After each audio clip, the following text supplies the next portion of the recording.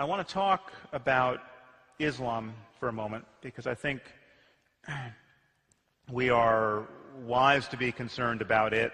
As you know, I'm concerned about religion in general, but I think we're wise to differentiate specific religious beliefs.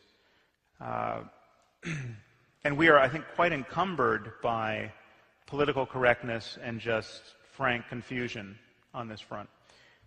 One problem is that we have this one word, religion, which names this truly diverse spectrum of fascinations and ideological commitments. And religion is a nearly useless term. It's a term like sports. Now, there are sports like badminton, and there are sports like Thai boxing. Okay, and they have almost nothing in common apart from breathing. Right? Now, there are sports that are just synonymous with the risk of physical injury or even death. I mean, there's sports that are just synonymous with violence. Now, if you get injured playing badminton, you're just embarrassed.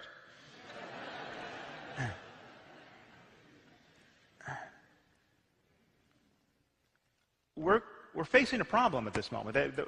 There is, I'm happy to say, a religion of peace in this world, but it's not Islam.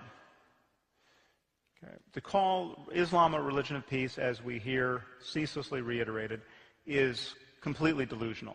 Now, Jainism actually is a religion of peace.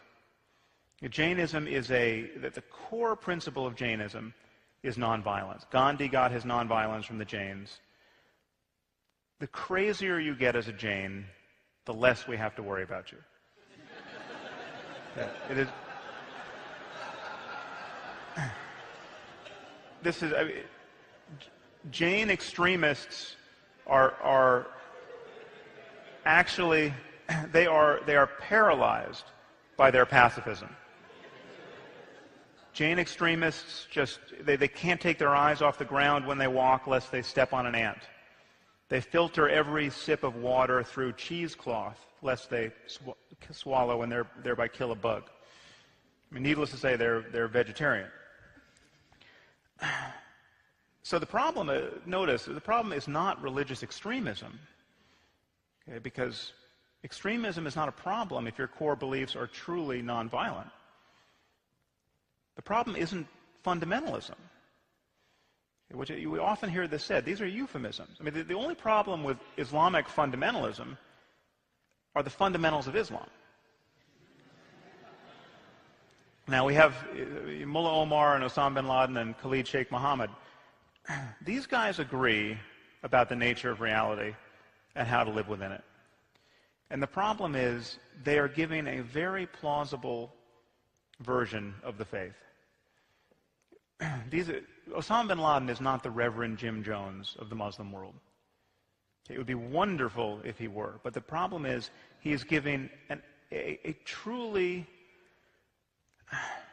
straightforward version of Islam, and you really have to be an acrobat to figure out how he's distorting the faith. Now, if these guys were Jains or Buddhists or Amish or Quakers, it would be patently obvious how they were distorting their religion.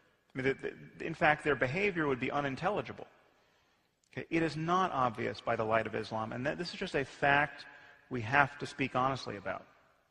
And no one should be speaking more honestly about this and more volubly about this than moderate Muslims. Moderate Muslims have to find some way to grapple with this fact. But to say that Osama bin Laden is David Koresh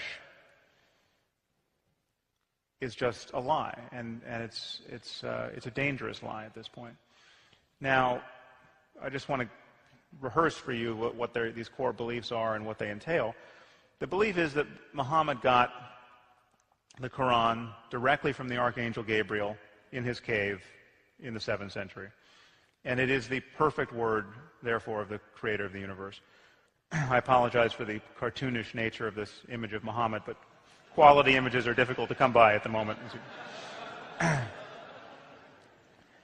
Now, the consequence is we have this single book, which is imagined to be the best book on any subject ever written, never to be superseded by any human effort at any point in the future. Now, this is a problem because this is a profoundly mediocre book. Okay? It is dangerous to say this. It is suicidal to say this as a Muslim. It is true. And we have to grapple with this fact. And the idea that this is the best book ever written on any subject can only be maintained in a kind of fantastical intellectual isolation. And this isolation has actually been achieved in the Arab world to an astonishing degree. Some of you probably have heard this fact, but the country of Spain translates more of the world's literature and learning into Spanish every year than the entire Arab world has translated into Arabic since the 9th century. Okay, that's scary. It's scary given that the contents of this book really offers precious little rationale for living in a sane and pluralistic global civilization. What it does give you a rationale for is ceaselessly worshiping the perfect being who has given you this mediocre book. And this is a photo of Muslims in Kashmir worshiping at a shrine believed to contain a single beard hair from the Prophet Muhammad.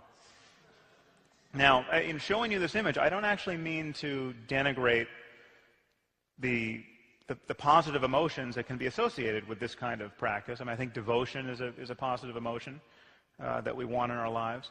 And I certainly don't mean to make light of how difficult life undoubtedly is for Muslims in Kashmir.